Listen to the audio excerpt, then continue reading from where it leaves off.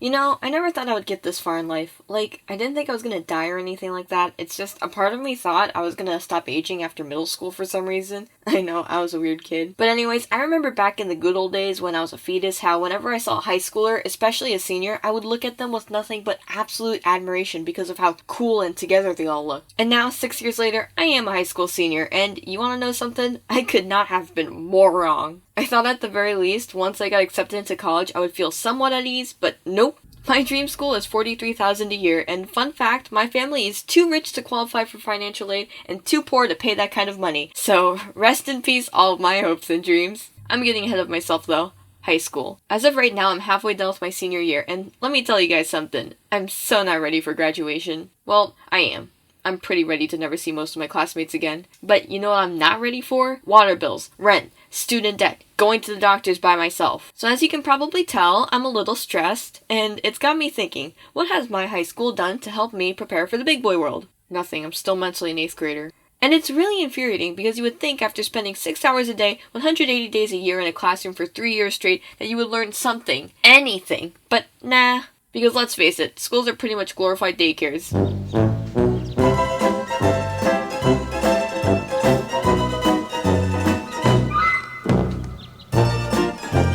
I know I'm not the first person in the world, nor am I the last, to say that most of the stuff we learn in school is so beyond pointless and irrelevant, it's not even funny. I'm not saying things like math and English aren't important, because they are, but seriously, unless you're working for NASA, when the heck are you actually going to use the quadratic formula? Same thing with English. Look, I'm a cashier at a local grocery market, and believe me, I have to deal with customers who are actually illiterate. So yeah, I think learning how to read is pretty darn important, but my god. When I was a sophomore, we had to read The Scarlet Letter, and for those of you who've never read The Scarlet Letter, well, spoiler alert, it sucks. And that says a lot coming from me. I live for stupid crap. Don't get me wrong, I understand the hype behind The Scarlet Letter. Well, not really, but I definitely get its historical importance. Like seriously, kudos to Nathaniel Hawthorne for writing a book about adultery during the 1800s. The man has balls. But still, I would rather read the Twilight trilogy 100 times than read The Scarlet Letter ever again. I'm not sure why the education system insists on us reading really old books with really old themes that are irrelevant to modern society, especially since most of these books are written in freakishly outdated English that makes it impossible to understand. And that pretty much sums up my frustration with not just high school, but with school in general. I've learned everything but the important stuff. Why do we have to learn geometry and pre-calculus? Why can't schools teach us how to utilize math in a way that'll actually benefit us? Like, for starters, how to make a budget or how to do taxes. I don't know. Just a thought.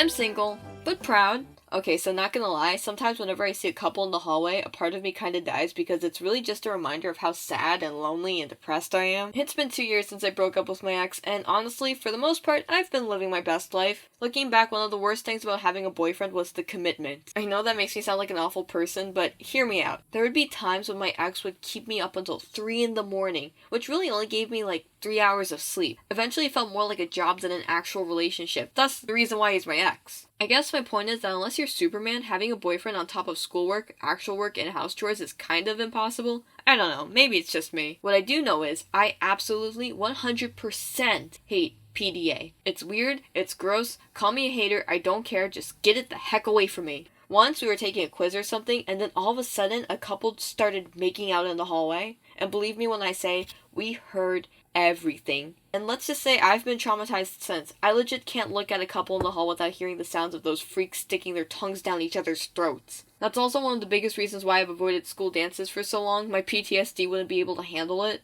Okay, but seriously, breakups are honestly one of the best, worst things ever. It's the worst when it happens to you, but the best when you're a bystander. Sure, that sounds awful, but my philosophy is why pay to watch reality TV when you can watch it live for free? I've seen couples break up over some of the craziest things. My personal favorite was when a girl got mad at her boyfriend for getting mad at her for getting pregnant with his best friend's kid. I couldn't make that up even if I tried.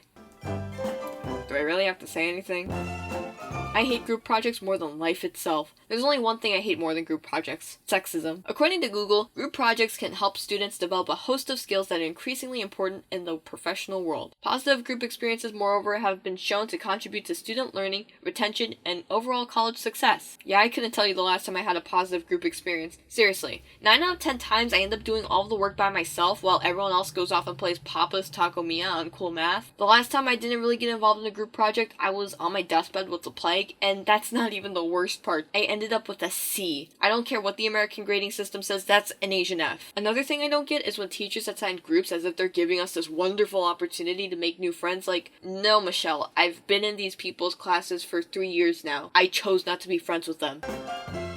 Oh yeah, so sexism. Not to be that person or anything, but dress codes are pretty darn sexist. Granted, my experience in this is pretty limited considering I dress like a Puritan, but here in Yeehaw County, if you're a girl and you so much as even think about showing your shoulders, well, then you're a hoe. And that's not even the ridiculous part. So last Halloween, a guy in my class dressed up as a cop stripper. Yep, a cop stripper. I remember it as though it was yesterday, the moment he came into class barely wearing any clothes and twirling his baton suggestively as though he was, I don't know, a stripper.